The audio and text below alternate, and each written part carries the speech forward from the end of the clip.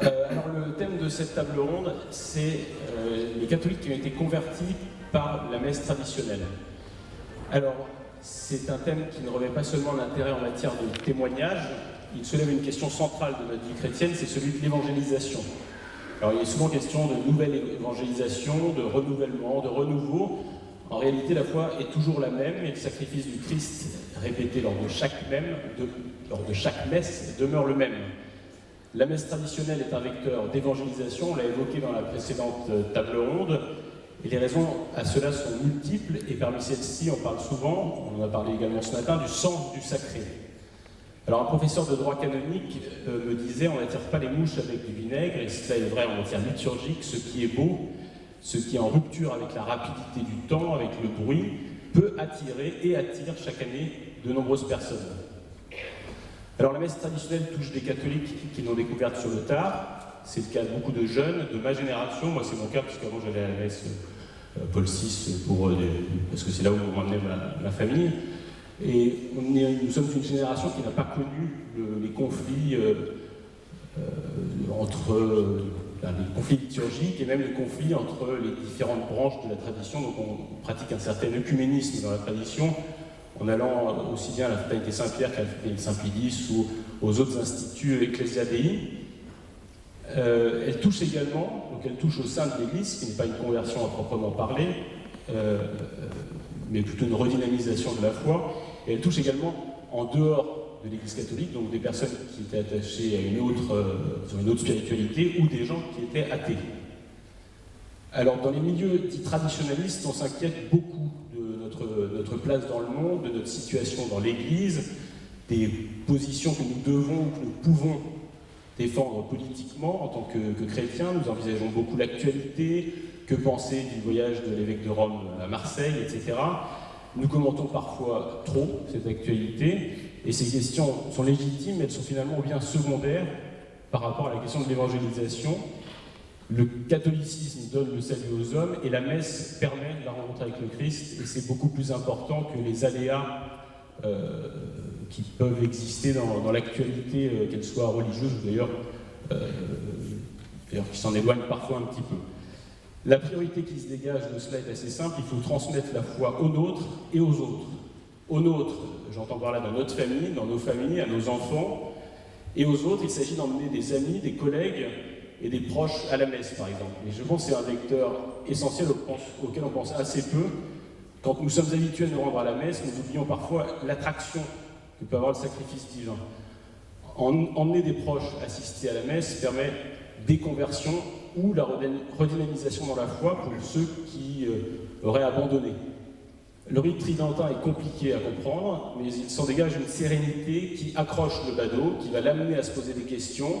Le rite est beau, on n'est pas gêné par les extravagances du prêtre ou l'infantilisation du fidèle, donc on n'est pas gêné d'emmener des gens à la messe traditionnelle. En tout cas, moi, c'est l'expérience que j'en ai fait.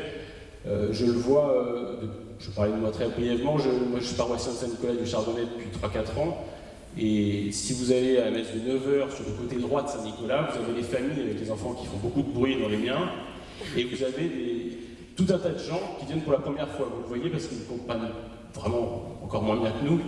Ils ne savent pas quand est-ce qu'il faut se mettre à genoux, ils font pas les signes de croix au moment, tout ça. Et vous avez un style très éclectique, vous avez des métalleux, des Indiens, des Africains, des gens des hommes avec des queues de cheval. C'est beaucoup moins stéréotypé que ce qu'on peut avoir parfois dans la tradition, et c'est une bonne chose.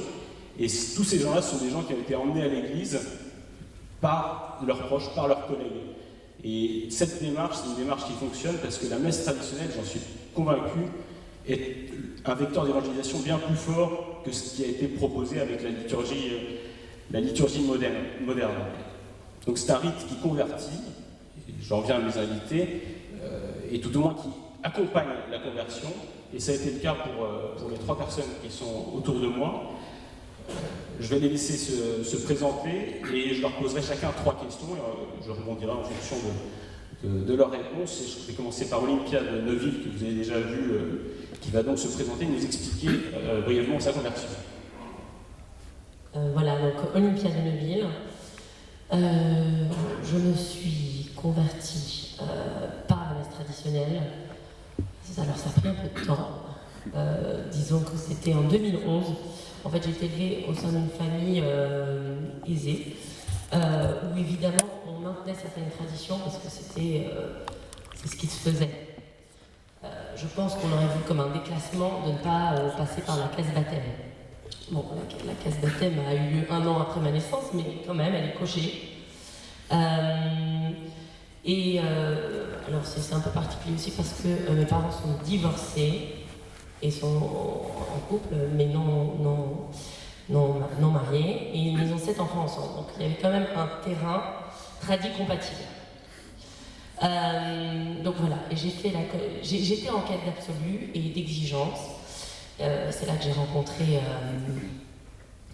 je ne sais pas trop faire de compliments parce que sinon il va rougir, l'homme qui allait devenir mon époux, un homme exceptionnel, et qui avait une foi très très ancrée et qui m'a fascinée parce qu'il était attaché au rite traditionnel. Et je pense que ça joue dans sa façon de vivre et de partager sa foi. Et c'était la première fois que je voyais quelqu'un avec des certitudes. Moi, j'étais dénuée de certitudes, et pour moi, les gens qui avaient des certitudes, c'était des imbéciles. Il faut tout remettre en question constamment, sinon on est stupide. Et pour la première fois, j'ai réalisé que c'était moi qui étais idiote de ne pas avoir de certitude, au moins une. Parce qu'on ne peut pas avancer sans certitude, on tourne en rond. Et donc voilà, j'ai rencontré mon époux. Et la première chose qu'il a faite, c'est ce dont on parlait. Il m'a dit, tiens, si tu venais à la messe avec moi. Donc ça m'a un peu surprise. J'ai dit oui. Je l'ai suivi. Alors la première fois, je crois qu'il a eu un peu peur. Il m'a présenté comme ça d'abord, qu'il avait un peu peur de montrer une messe trop excessive peut-être. Donc il m'a dit, messe bautiste, la vérité c'est qu'il avait peur que je croise sa maman. Donc j'étais d'abord à une Paul VI, et je vous avoue que... Alors je ne veux pas opposer les deux rites, c'est important. Ce n'est pas une critique, c'est juste que vraiment ça ne m'a pas parlé du tout, enfin j'ai pas pu adhérer. En revanche, son attitude, l'attitude de mon époux, aujourd'hui mon époux, m'a fascinée, m'a émue. Cette façon de se mettre à genoux, j'avais jamais vu un homme, et pourtant j'étais allée jusqu'à ma première communion, j'avais jamais vu un homme se mettre à genoux devant Dieu. Et c'est ça qui m'a marqué d'abord. Et puis voilà, il y a eu un long cheminement où il a fini par m'amener. Sa mère était partie à la campagne, donc j'ai pu aller à la messe traditionnelle. Et là, j'ai été vraiment frappée et touchée. Ça a pris du temps, ça n'a pas été touché par la grâce d'un coup, mais ça parlait à mon âme. Merci, on va passer à un autre profil. Jean Barham, je vous laisse la parole. Merci beaucoup. Alors, bonjour tout le monde, moi je suis un profil complètement différent. Je suis iranien d'origine et je suis arrivé en France en 2002. Et donc j'ai connu la guerre en Iran et j'avais 3 ans quand il y avait la révolution islamique, donc j'ai connu la vraie islam. Et quand je suis arrivé en France, comme tous les gens du Moyen-Orient et d'autres pays d'ailleurs, en arrivant en Europe, je pensais que j'arrive dans une démocratie, la liberté, et tout est beau et tout est magnifique. Et très rapidement, j'ai pris plusieurs gifles et je me suis rendu compte en fait que c'est une illusion que j'avais. Et pour raccourcir, ne pas aller dans le détail, rapidement, il y a eu plein de questionnements, surtout que les Français, je suis désolé, je ne parle pas de vous, mais beaucoup de Français autour de moi, ils ne voyaient pas ce qui se passait. Ils ne voyaient pas qui les dirigeait. C'était en 2002-2004. Et vu que je suis très curieux, je devais avoir des réponses, je me suis mis à faire des recherches. Et ça a duré 10 ans. 10 ans de recherche très, très approfondie sur tous les sujets possibles et imaginables. Et plus je cherchais, plus je désespérais. Je trouvais les mêmes personnes qui financent tout, qui dirigent tout. Et je disais à ma femme, nous sommes des rats de laboratoire.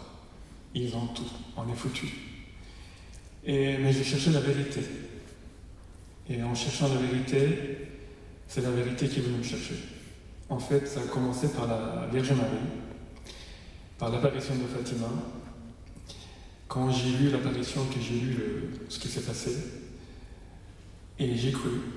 Et ça a suffi pour la Vierge, et elle est venue me chercher. Je vous passe le détail, ça n'a pas d'importance. Sauf que j'ai été tellement touché par son message qu'avant même d'être baptisé ou connaître qu'est-ce que c'est le catholicisme, je me suis mis à prier le rosaire. Et j'ai commencé à faire le rosaire. Et j'ai reçu énormément de grâce sans savoir qu'est-ce qui se passe vraiment. Et juste pour vous dire que ma femme qui était musulmane, donc moi j'ai commencé à lire l'évangile, je suis allé la voir, et je lui ai dit Jésus est Dieu. Et elle m'a regardé avec des yeux tout ronds. Il m'a rien dit, et en fait, sans me le dire, elle est partie sur internet pour chercher, pour me prouver que l'islam est la vérité. Une chose à ne pas faire pour un musulman. Et en cherchant, en fait, elle a découvert tout le problème, et elle s'est dit, en fait, il y a un Dieu et tout le reste, c'est bidon, ça n'existe pas, c'est l'invention humaine. Et moi, je n'étais pas au courant qu'elle était en train de faire des recherches. 2 ans après de l'annonce que Jésus est Dieu, je suis allé le voir, je lui ai dit, je vais me baptiser, est-ce que tu vas venir avec moi? Elle m'a dit non. Et juste une semaine avant de se baptiser, elle est revenue me voir, elle m'a dit, il faut que je te parle. Et c'est là qu'elle me raconte son histoire, ses recherches, et elle me dit que, en fait, sa sœur et sa meilleure amie, elles avaient chopé les cancers très graves, et elle était désespérée. Et en regardant le ciel, il dit, Jésus, mon mari, il dit que t'es Dieu. Si t'es Dieu, tu les guéris, et je vais me baptiser. Et ils étaient guéris toutes les deux. Et moi, sans le savoir, à ce moment-là, je lui ai dit, tu viens me baptiser, elle me dit non. Donc sa sœur, elle rechute. Donc elle panique. Donc en fait, c'était pas grand-chose. On s'est fait baptiser tous les 3 en 2019 à l'église arménienne. Donc on a connu la véritable messe de toujours qu'ils ont gardée, la messe des apôtres de Saint Jules de Thaddée et Saint Barthélemy. Et puisque moi j'ai continué à prier le rosaire et ma femme aussi, et donc automatiquement la Vierge me ramène dans l'église catholique. Et quand on est arrivé en 2020 dans l'église catholique, à peine d'arriver, on a vu la nouvelle messe et ça nous posait énormément de problèmes. Et on ne pouvait pas assister. Enfin, on assistait, mais c'était très difficile. C'était physique. On ne pouvait pas envoyer les problèmes. Surtout la prière de consacration, sans connaître la théologie, on se regardait, on se disait c'est pas normal. Ces paroles ne sont pas normales. Et par providence, pendant le confinement, j'avais pas de messe pendant 2 semaines. Et je regardais dans ma chambre une messe de Padre Pio sur internet. Et en pleurant, je disais si je pouvais participer à une de tes messes. Et une amie m'a contacté le jour même. Il m'a dit il y a une messe à Saint-Nicolas-Chardonnay. Alors moi je ne savais pas qu'est-ce que c'est Saint-Nicolas, je ne connaissais pas la tradition. Et j'ai pris l'adresse pendant le confinement, j'ai pris ma voiture, j'ai dit il m'arrête, qu'il m'arrête, je m'en fous, j'y suis allé. Je suis arrivé à Saint-Nicolas, c'était le jour du centenaire de canonisation de Saint Jean-Marc. Et il y avait Abbé Jorna qui disait la messe, on était une vingtaine, et j'ai reçu l'immense grâce de voir la présence réelle. Au début de la messe, je suis disparu, à la fin de la messe, je suis revenu, j'ai pas de mots, mais j'ai vu la présence réelle. Et en sortant de la messe, pour la première fois de ma vie, je me suis senti dans une paix qu'il est impossible de le décrire. Il y a une autre personne musulmane convertie et qui n'est pas là aujourd'hui et que je l'ai rencontrée plus tard et qu'elle a exactement vu la même chose. Et elle m'a dit, en sortant de la messe, je me suis senti en sécurité. Et c'était vraiment ça, on s'est senti en sécurité après cette messe. Et en fait, c'était le fruit de rosaire. Et puis ensuite, j'ai découvert avec Saint Louis de Montfort qu'il expliquait dans son livre La vraie dévotion que les grâces qui ont été données pour tous les gens qui prient le rosaire et qui tomberont dans aucune hérésie et aucune erreur. Et voilà, en fait, moi je dois beaucoup à la Vierge. Je ne peux pas vous décrire toutes les grâces qui apportent le rosaire. Et en fait, c'est grâce à elle qu'on est arrivé dans la tradition. Et c'est grâce à elle qu'on a réussi à trier les erreurs, et le faux et le vrai, et arriver à la vraie foi de toujours. Voilà. Merci beaucoup, Jean. On va passer maintenant au témoignage de Maxime. Alors moi, je suis né dans une famille du coup totalement athée, entre guillemets athée, parce que mes parents sont quand même de culture catholique. Donc ils nous ont quand même mis dans les écoles privées catholiques de la primaire au lycée pour ma part. Et donc j'ai connu le catéchisme à l'école, en primaire et au collège. Sauf que ça ne m'a pas permis d'avoir la foi. Je dirais même l'inverse, dans le sens où j'ai eu un certain rejet du catéchisme, parce que j'avais cette impression, en fait, désolé qu'on se foutait un peu de ma gueule, on va dire. Et même, en fait, du coup, j'ai même eu un tel rejet qu'au collège, au catéchisme, j'ai été viré, je crois, 2 ans environ. 2 ans et demi, j'étais tellement infernal, en fait. J'amenais même des gens dans ma classe à être insupportables. Donc, en fait, au bout d'un moment, ils m'ont viré. Et au collège, c'est aussi à ce moment-là où j'ai découvert la musique métal. Et en fait, ça a vraiment été pour moi un peu, je ne vais pas dire toute ma vie, mais ça prenait vraiment beaucoup de place dans ma vie. J'écoutais des heures et des heures.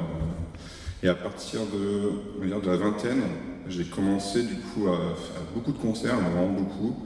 Je dirais qu'en 10 ans, j'ai fait environ une 50aine de festivals un peu partout en Europe. Je suis allé en République tchèque, en Allemagne, au Portugal, en Hollande, etc. J'ai fait, je pense, au moins 1500 concerts. C'est-à-dire que j'en faisais environ 2 à 3 fois par semaine. Donc je n'étais pas musicien, mais j'étais juste là comme spectateur.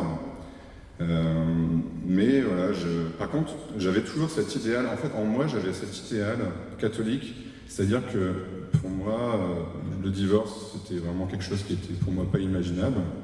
Pour moi, ma première copine, ça devait être ma femme. Donc voilà, j'avais quand même des préparations. Alors, est-ce que ça venait de ma culture catholique, vraiment mes parents, ou alors quand même du fait que j'étais quand même dans des écoles, je sais pas, ou est-ce que c'était au fond de moi, voilà. Et j'ai quand même eu quelques préparations. Et ensuite, un peu plus tard dans ma vie, j'ai toujours aimé l'histoire de France, mais sans vraiment l'approfondir. Et un jour, je me suis dit, bon, j'aime beaucoup Sainte-Jeanne d'Arc, mais en fait, en gros, je ne connais pas grand-chose, comme beaucoup de Français qui aiment Sainte-Jeanne d'Arc, mais en fait, ils ne la connaissent pas vraiment. Et il y a certainement, vous connaissez certainement Christopher Lann, qui fait des vidéos historiques, et il faisait une formation, sa toute première formation, fin 2016, c'était sur Sainte-Jeanne d'Arc, et du coup, je me suis dit, bon, je vais l'acheter, ça tombe bien. Et à la fin, je me suis dit, mais si tu crois aux épopées joanniques, c'est que tu crois en Dieu. Il y a voilà, cette cohérence qui, normalement, devrait faire tilt à tout le monde. Mais voilà, et je me suis posé cette question, et en fait, du coup, je me suis dit, mais je crois en Dieu, en fait. Et après, il y a croire en Dieu et croire en Jésus-Christ. C'est encore autre chose.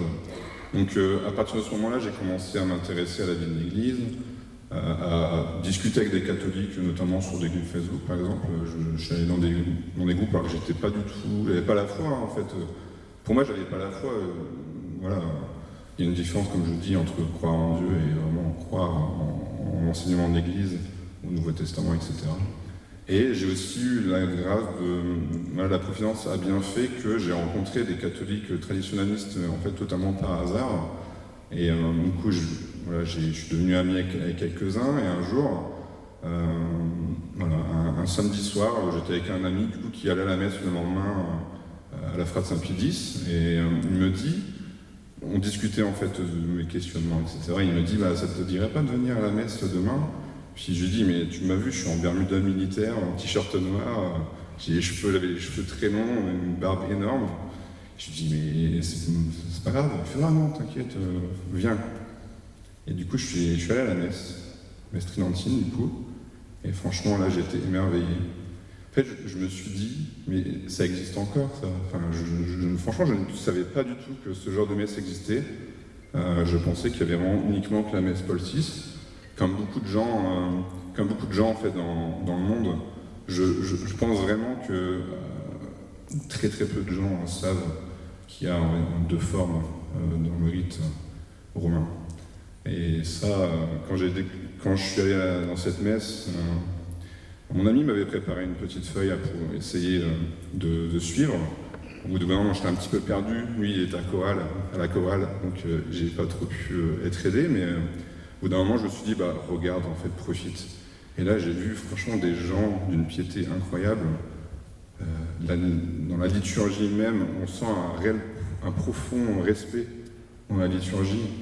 Tous les gestes du prêtre, des génuflexions, des signes de croix, qui ont en fait quasiment tous disparu dans la messe moderne. Et voilà, je me suis dit, mais voilà, c'est incroyable. Et je me suis senti extrêmement bien. Je suis sorti de cette messe, vraiment, ça a changé ma vie. Et alors, je suis allé, c'est pas pour autant que je suis retourné tous les dimanches à la messe suite à ça, mais je suis allé quand même 3-4 fois dans l'année. Et un jour, je suis en vacances, je faisais un road trip en Auvergne tout seul. J'aimais bien partir tout seul, moi j'étais tranquille. Et je conduis, et je vois le panneau « La chaise Dieu ». Et je fais « vas-y, j'y vais ». Je devais aller tout droit, je suis allé à droite. Et là, j'arrive, donc on voit le village qui surplombe la vallée, qui surplombait. Et en fait, je vois la grande abbaye de la chaise Dieu, qui est vraiment très imposante. Le village est très petit, l'abbaye est très grande. Et je me dis, bon, allez, vas-y, j'y vais, je fais un détour, tant pis si je suis en retard pour ce que je dois faire. J'y suis allé, et là, je suis rentré, et je chemine dans l'abbaye. Et là, je vois une statue de Sainte Jeanne d'Arc, et je me suis mis à genoux et j'ai prié pour la première fois de ma vie. Et bon, voilà, ça a changé totalement ma vie. Et depuis ce jour-là, voilà, je me suis dit toujours qu'il fallait que j'en apprenne toujours plus sur l'Église. Et c'est ce que j'ai fait. Et après, j'ai beaucoup voulu me faire baptiser, parce que je n'étais pas baptisé. Donc je me suis rapproché de l'Institut du Christ-Roi à Lille. Alors d'abord, je me suis approché du diocèse pour faire mon catéchisme, mais en fait, c'était le même catéchisme qu'on faisait en primaire, qui m'avait dégoûté, donc j'ai fait 4 leçons, et après j'ai dit, bon, excusez-moi, je vais faire le catéchisme chez les traditionalistes. Il a fait des grands yeux, mais bon, c'est pas grave, je me suis excusé. Donc le catéchisme, voilà, en fait, c'était avec le chemin de Pinotto, à Lille, et voilà, c'était vraiment des choses que je ne pensais vraiment pas. On nous parlait de dogmes, on nous parlait des vertus, on nous parlait des fins dernières, comment aller au paradis, et ça, mais dans l'église moderne, on en parle de moins en moins, ou même quasiment plus. Et ça m'a fait un très grand bien, et 2 ans après, donc, je me suis fait baptiser le 4 avril 2021, à la Vigile Pascale, à 6h du matin, parce qu'il y avait un confinement la veille, enfin voilà. Et magnifique messe. À la Vigile Pascale le matin, c'est vraiment incroyable. Et je sors de cette messe, et là je vois mon parrain qui discute avec une dame. Je dis, maman, je la connais pas celle-là.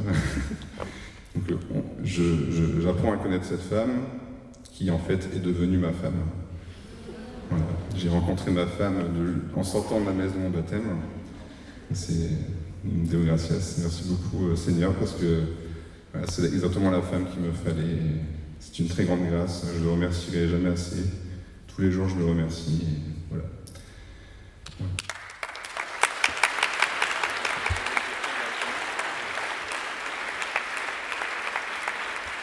Alors, devant l'émerveillement de la conversion, je vais passer une question beaucoup moins sympathique. Vous trois, vous êtes arrivés dans une église à un moment où elle est en crise, particulièrement elle est en crise pour nous, puisqu'on fait l'objet, tout à l'heure, l'expression d'un intervenant était une expression qui m'est assez chère, celle d'apartheid liturgique. Il y a ça, mais qui finalement n'est qu'un problème parmi d'autres. Vous êtes arrivés dans une église meurtrie par des divisions internes, des scandales, avec les scandales sexuels, notamment les affaires de pédocriminalité. Les divisions et également une crise bien plus profonde qui est la crise de l'indifférence et qui, elle, puise ses racines bien plus loin. On en parlait déjà au XIXe siècle. Qu'est-ce que, d'une certaine manière, vous lisez un peu sur une action qui est tout à fait à la baisse. Comment vous vivez le fait d'arriver dans une église qui va aussi mal? On va commencer par vous.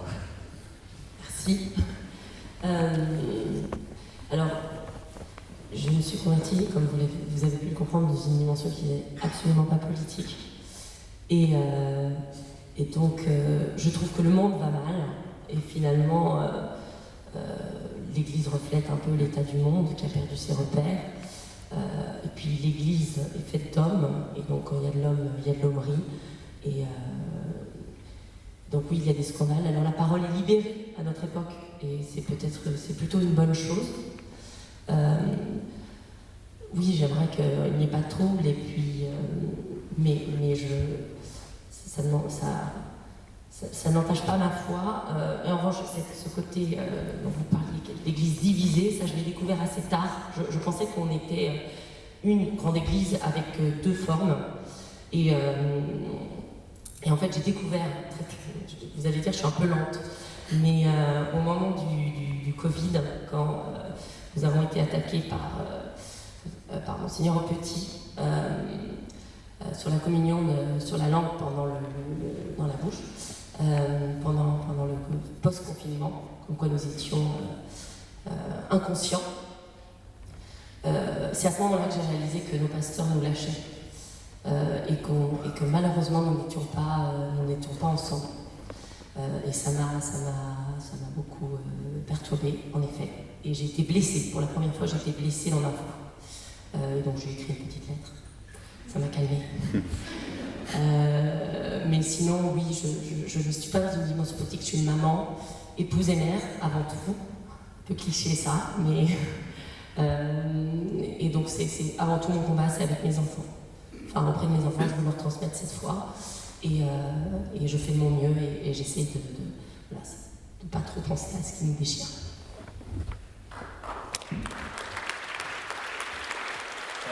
Jean, quelle serait votre approche justement par rapport à cette église en crise, vous qui venez de, disons, je pourrais dire presque encore plus loin? Alors, c'est très difficile. Moi, je suis un passionné, donc, et puis il faut que je comprenne quand je suis confronté à une situation, il faut que je comprenne ce qui se passe. Et j'avais fait 10 ans de recherche pour comprendre la vérité, et après ma conversion, j'ai fait 5 ans de recherche pour comprendre ce qui se passe dans l'Église. Et tout le monde ne fait pas ça. Et je vous répète, moi je suis venu aujourd'hui que pour le rosaire, pour vous prêcher le rosaire, si je peux me permettre. Parce que je suis un témoin vivant. Je ne suis pas un prêtre qui va prêcher pour vous guider. Je l'ai vécu, je l'ai vis. Et il y a des prêtres qui le vivent et ils peuvent témoigner ici. Mais s'il n'y avait pas de rosaire, je ne resterais pas dans l'église catholique une seule seconde. C'est le rosaire, la Sainte Vierge qui m'a maintenu. Et dans les recherches que j'ai faites, en fait, j'étais obligé de m'instruire de A à Z. J'étais obligé d'étudier Vatican II, étudier ce qui s'est passé avant, pourquoi ces gens-là, qu'est-ce qui se passe, pourquoi infiltration. En fait, j'ai été obligé de tout étudier. Et puisque je n'avais pas la langue dans ma bouche, j'ai essayé de parler autour de moi et on m'a chassé de tous les milieux. Donc, on m'a traité de tous les noms. Mais avec ma femme, en fait, elle me soutenait et je continuais mes recherches. J'ai écouté les CD vacantistes, tous. Et c'est vrai qu'ils disent des choses que malheureusement, beaucoup de gens ne le disent pas. Et j'ai été obligé d'écouter tout le monde, de faire des tris pour comprendre la situation de l'Église. Mais j'ai été témoin de beaucoup de personnes qui ont quitté l'Église catholique après leur conversion. Parce que la situation les dérange. Parce qu'il n'y a personne pour les guider.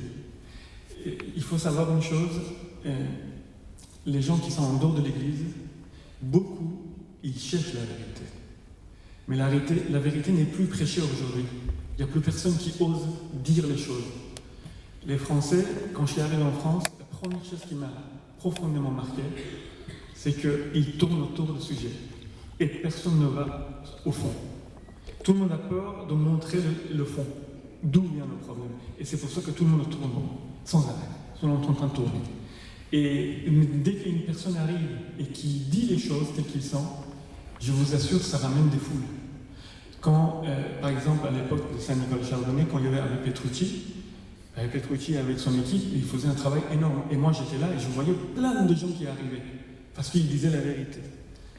Les gens, ils ont soif de la vérité. Aujourd'hui, surtout dans ce monde complètement confus, vous voyez. Et moi, je vous dis, c'est pour... S'il y avait une équipe, je veux dire des évêques et des prêtres qui prêchaient la vérité sans avoir peur, je vous assure, ça changeait tout. Notre Seigneur nous dit, il ne faut pas avoir peur, parce que c'est lui qui décide le jour de la mort. Il nous le dit, il ne faut pas avoir peur de dire la vérité, il faut le dire. Ce que vous avez entendu dans les ténèbres, criez-le très fort sur le toit, il faut le dire la vérité. Même si les ennemis sont puissants, même si vous savez que ça donne l'impression qu'ils sont gagnés, mais il nous reste le rosaire, il faut prier le rosaire tous les jours. Et c'est elle qui va nous guider, et c'est elle qui nous va dissiper les ténèbres.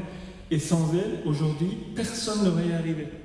Elle a dit à Fatima, les 2 derniers remèdes, il n'y en a pas d'autres. Il ne faut pas chercher dans la politique, il ne faut pas chercher ailleurs. Il faut rester avec elle et faire ce qu'elle a demandé. Et je vous assure, ça va tout changer. Je vous le promets.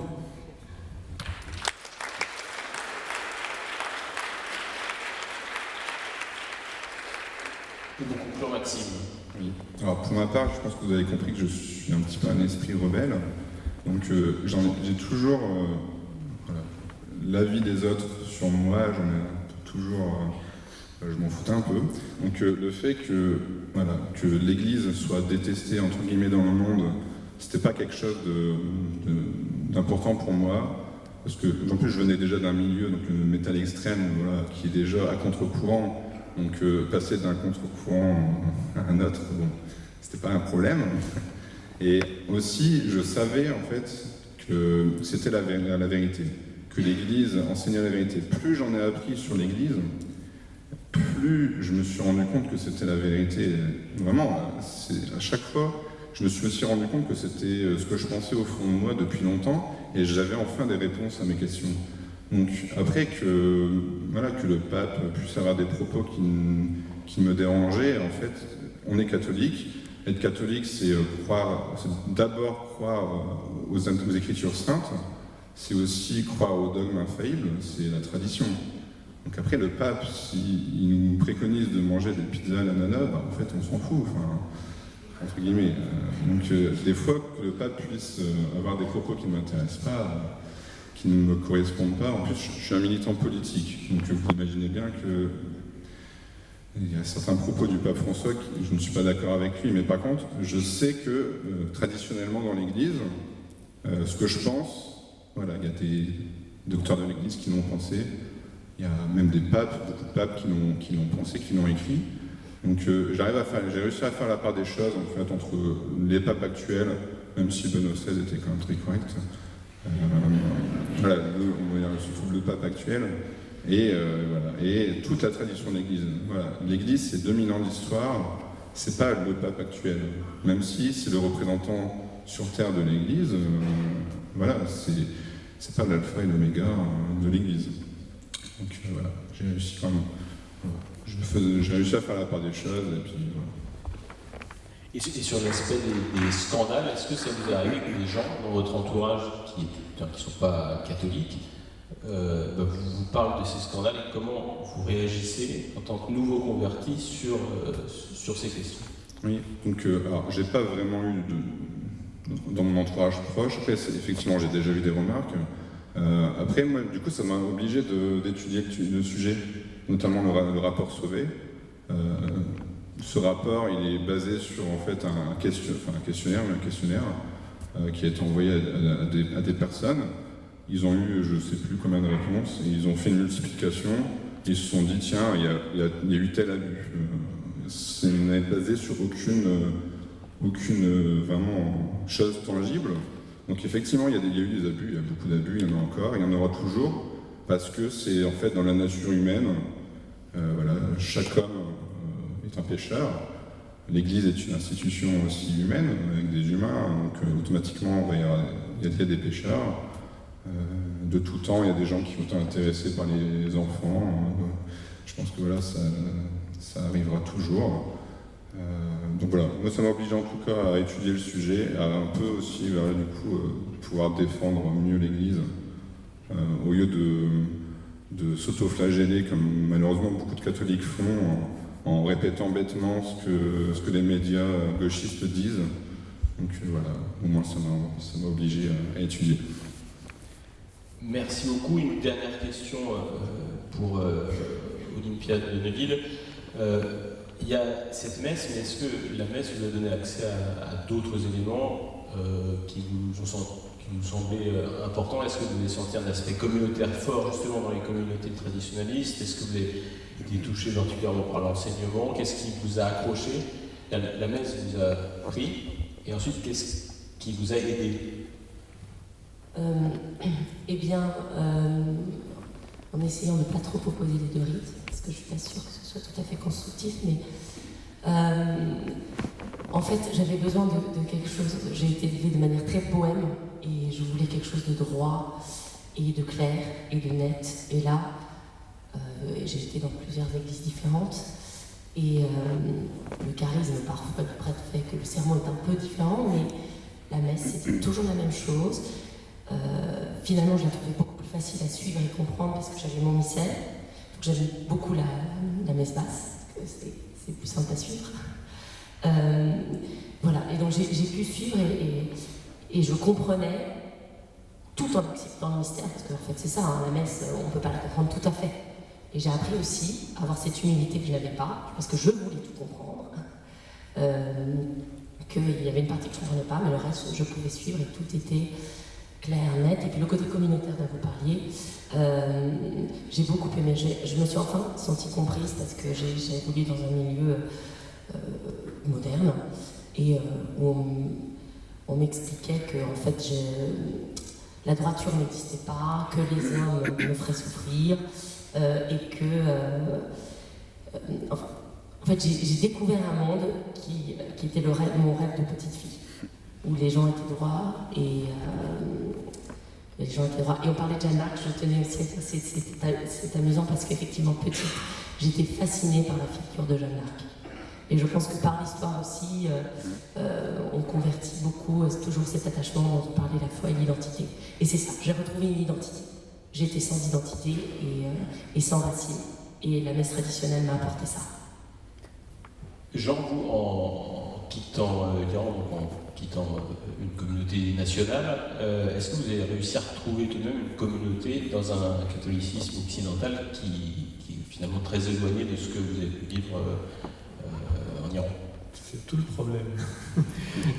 C'est que vous pouvez demander à tous les nouveaux convertis, surtout ceux qui viennent d'islam, il n'y a aucune communauté d'accueil et on se trouve seul. On se trouve très très seul. Moi, quand je suis arrivé dans l'église Saint-Nicolas, je ne comprenais rien de la messe, zéro. J'étais tout seul, je venais tout seul et personne ne me connaît en fait. Les prêtres me connaissent tous, mais les fidèles, personne ne me connaît. Donc je viens et je pars. Et je viens pour le Seigneur, je ne viens pas pour les gens. Mais bon, après moi je vous dis, j'ai eu une grande grâce de voir la présence réelle. Et je sais que le sacrement, c'est un médicament. C'est en fait celui qui vient en nous, il nous répare. C'est ça le plus important. Notre religion, ce n'est pas une religion intellectuelle et philosophique. Il n'y a pas que ça. Le plus important, c'est de le vivre. Et en fait, bon, après, vous me dites, moi j'ai eu cette grâce, mais en fait tout le monde peut l'avoir. Et à condition d'y croire et vraiment d'y aller que pour lui. Mais comme vous dites, le problème, c'est qu'il n'y a pas de communauté d'accueil. Il n'y a nulle part. Moi, je n'ai pas trouvé. Et ça, en fait, ça cause un gros problème. C'est que beaucoup de nouveaux convertis, ils vont chez les charismatiques. Parce qu'eux, ils ont des communautés d'accueil, un accueil, mais bon, après, le temps, ils tombent dans les erreurs. Et c'est très difficile de les rattraper. C'est très difficile de les ramener. Moi, j'ai essayé, je vous ai dit, et on m'a chassé de leur milieu. Parce que dès qu'ils ont compris que je suis à Saint-Nicolas, j'avais une croix rouge sur mon tête. Et c'est ça en fait, c'est ça le plus grave problème. Et alors à Saint-Nicolas, c'est vrai, moi j'ai suivi mes cours de catéchisme là-bas, mais la majorité des choses que j'ai appris, je l'ai appris par moi-même, par les pères de l'Église, j'ai lu les livres de Saint Jean la Croix, Saint Thérèse d'Avila, en fait j'ai dévoré quoi. Mais comme je vous dis, tout le monde n'a pas le temps de faire ça, et il manque quelque chose pour les gens qui arrivent en fait. Ça c'est vraiment quelque chose qui manque. Il faut un accueil, parce qu'en Orient, on est très chaleureux. Vous savez, quand on arrive, voilà, c'est comme si vous arrivez dans une famille. Et ça, malheureusement, je pense que vous êtes d'accord avec moi, les Occidentaux ont un peu perdu. Cette société est devenue une société très solitaire. Les gens sont isolés. Comme disait Abbé Lecoq, d'ailleurs, dans son dernier serment, on a du mal à vivre en communauté maintenant, à cause de cette société individualiste. Et il faut, alors je ne sais pas comment, mais il faut trouver un moyen de recréer ça. Qu'après la messe, chacun ne se disperse pas dans son coin et tout le monde ne court pas devant sa télé. Vous voyez, il manque cette communauté, ce rapport humain entre nous, ça nous manque. Voilà. Merci beaucoup. Et pour conclure, Maxime, vous, comment vous avez été accueilli et qu'est-ce qui vous a nourri dans la foi après avoir découvert la messe traditionnelle? Oui, donc moi quand je suis arrivé, donc vraiment ma première messe, comme j'expliquais, j'avais des cheveux longs, j'avais une grande barbe, j'étais imposant, donc automatiquement ça pouvait peut-être rebuter les gens. Et en fait, je me suis rendu compte que pas du tout. Les gens étaient très très bienveillants avec moi, très accueillants, malgré mes apparences. Donc ils auraient pu se dire c'est qui celui-là, il est un peu bizarre. Et vraiment j'étais très bien accueilli. En plus, je fréquentais 2 paroisses différentes, on va dire au début, et dans les deux paroisses, j'étais vraiment très bien accueilli. Moi, ce qui m'a beaucoup aidé, c'est que du coup, je suis allé à la messe vraiment en 2019, on va dire, vraiment au mois de septembre 2019, où j'y suis, à partir de ce moment-là, j'y allais tous les dimanches. Et le jeudi, il y avait l'adoration et ensuite les maraudes. Et ça m'a permis en fait de rencontrer beaucoup de jeunes, notamment des jeunes convertis. Ça m'a beaucoup aidé du coup à me sentir faire partie d'une communauté. Et j'ai rencontré des gens incroyables. Enfin, j'ai 2 très bons amis maintenant qui ils ont été convertis comme moi en 2018 d'ailleurs, 2018-2019. Et je sais qu'il restera un lien fort entre nous. En plus on a vécu le confinement ensemble. Donc voilà, du jour au lendemain, on nous dit en fait, vous n'avez plus le droit d'aller à la messe. Alors au début, on dit bah non, on va le faire quand même. et en fait, c'était aussi pendant le confinement, c'était aussi un moyen d'avoir une excuse, une excuse pour pouvoir sortir. C'est que nous, on faisait des maraudes pour les sans-abri. Du coup, on avait une permission de sortir, du coup. Et ça nous a vraiment soudés. On était en les maraudes, franchement, des fois on était 80. C'était même trop en fait, parce que au bout d'un moment, c'est ingérable. Alors l'île c'est grand, mais bon, quand même. Et voilà, donc, ça m'a permis d'intégrer cette communauté du mieux possible. Et voilà. Merci beaucoup, ça va me permettre de conclure ces dernières interventions. De manière très, très brève, on voit la diversité des profils qu'il peut y avoir dans la conversion, et ça rejoint l'intervention cet après-midi d'Adrien Renoir sur l'aspect identitaire du catholicisme. Ça ferait continuer cette réflexion. Donc évidemment, le catholicisme pris sous un biais identitaire peut ramener des gens, parce que ça apporte quelque chose de concret. Ça a quand même ses limites, comme on peut le voir, parce que pour admettre des gens qui viennent de plus loin ou d'une autre religion, c'est plus délicat. Donc tous les chemins mènent à Rome. Il faut envisager qu'il y ait d'autres chemins que le catholicisme identitaire. Donc, je vais faire un peu l'avocat du diable, mais il y a un livre qui s'appelle Le mauvais génie du christianisme, à propos de cela, qui était fait par un auteur qui s'appelle Le Morédec, qui est très immigrationniste, tout ça, mais au-delà de ces lubies pour intégrer les pages de certains journaux démocrates chrétiens, il y a quand même une vraie critique intéressante sur une espèce de dérive identitaire qu'on peut avoir. J'ai dit à plus forte raison que moi j'appartiens à un média qui est très marqué à droite et que je suis plutôt politiquement engagé dans cette voie-là. Je pense qu'il faut qu'on fasse attention aussi d'intégrer des gens qui ont des profils très, très différents, qui peuvent être issus alors, évidemment de l'immigration ou qui ont des parcours de vie qui font qu'ils ne se retrouveront pas dans des radicalités qu'on peut avoir, nous, dans les gens qui sont plus ancrés dans la famille, disons, traditionnaliste. Et donc je conclurai là-dessus. Je pense que c'est une réflexion qu'on peut mener sans se renier. Je n'appelle pas du tout à renier ce que chacun de nous est ou pense être, mais en tout cas, je pense que c'est vraiment une question qui doit un peu nous animer pour toucher un maximum de monde, puisque le but, c'est quand même de ramener plus de personnes à la messe. Et c'est aussi comme ça que la tradition l'emportera. C'est que nous, on ne progresse pas énormément, mais j'allais dire mais disons la messe moderne attire de moins en moins de monde. Si on a vraiment une dynamique d'évangélisation qui donc doit être tournée vers tous, et bien on pourra vraiment revenir, on pourra dans quelques années être aux premières loges. Voilà. Et bien, je vous remercie d'avoir écouté les interventions de ces 3 intervenants.